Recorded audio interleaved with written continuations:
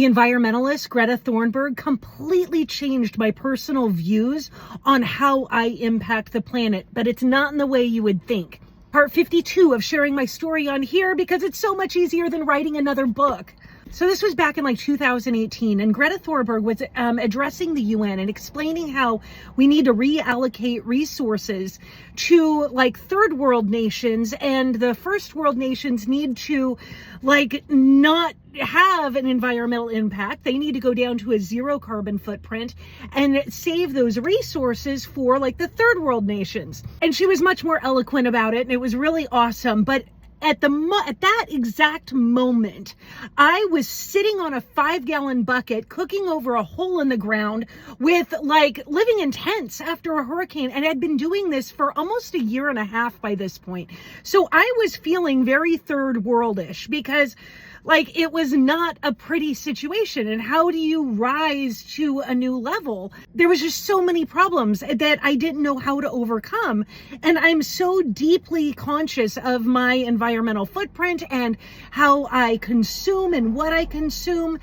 And what this did to my head was made me realize that, yeah, I'm living in the good old US of A, but I'm truly living in like a third world country because like, yeah, I have access to power and water, but I didn't have access to housing. And here I am trying to use my sustainable water bottles, which I obviously use now, but I'm turning down a lot of resources that are available to me because I don't like the environmental impact. And so as this like brewed inside of me, I was like, oh, I am over this.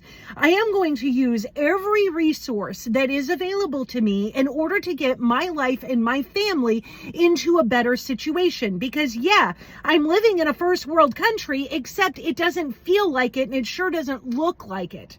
So this started to really shift my attitude about using resources and acquiring resources and not being scared to ask for what I want and get what I want.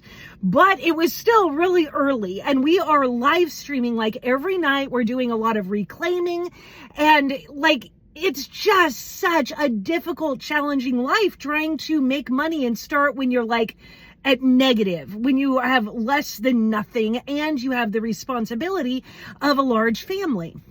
So by the time Christmas of 2018 rolled around, we're live streaming, we're doing this shit, and nothing is really working, and we are broke beyond broke. And it was Christmas Eve during the live stream that our heater went out. Now, we only had one little heater inside the RV that was for the kids, and Reed and I would sleep outside in tents, just covered in blankets and huddling together, trying to stay warm. It sucked beyond bad.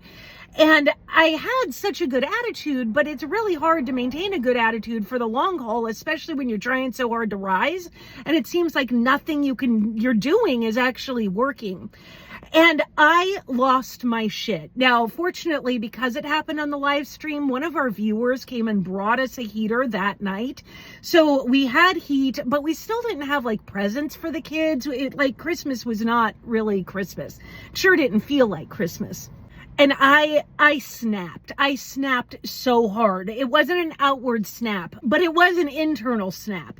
I was like, if I am going to be broke and hungry, why the hell am I tired too? Like, there should be no reason. If I could be broke and hungry and sleeping, like, why do I need to be broke, hungry, and tired?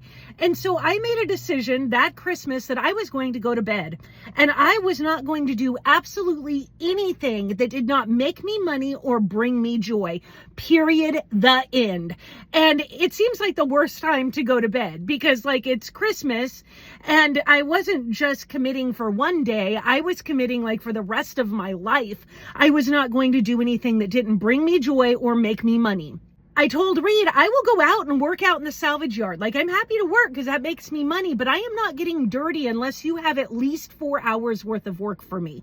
Because going out and getting all dirty and getting covered in sawdust and sand and dirt for 30 minutes of work is bullshit. Do that yourself.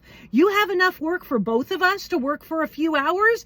Yeah, I'll get out there and do it, but you better just save it up and I'll get it all done because I work hard and fast. But I'm just not going to do it.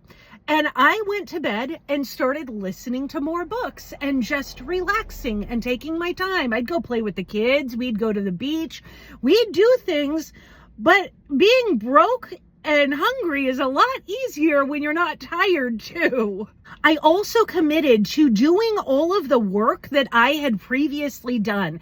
Now, I had already had white papers and curriculums on healing work, self-healing, internal development, entrepreneurship.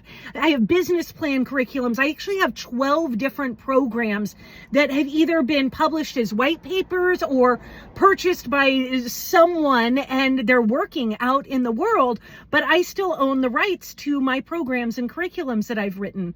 So I was like, I just need to go to bed and do the things that I know will help me, because if it worked for me before, it's gonna work for me again. I just need to like slow down and actually take the time and do it for me.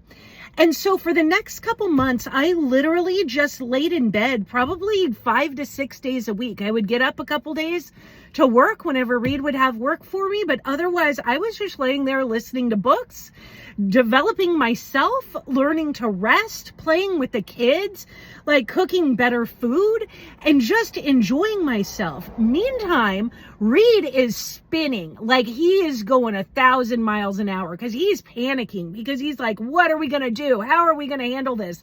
I'm like, dude, our lot rent is $450 a month plus food. You can figure that out on your own. We don't need 2 grown-ass adults working. Like, it's not that much. You can handle it. And so he is just spinning and spinning and spinning, trying to figure out how to pay the bills and make the sales and do the things. And he starts doing better.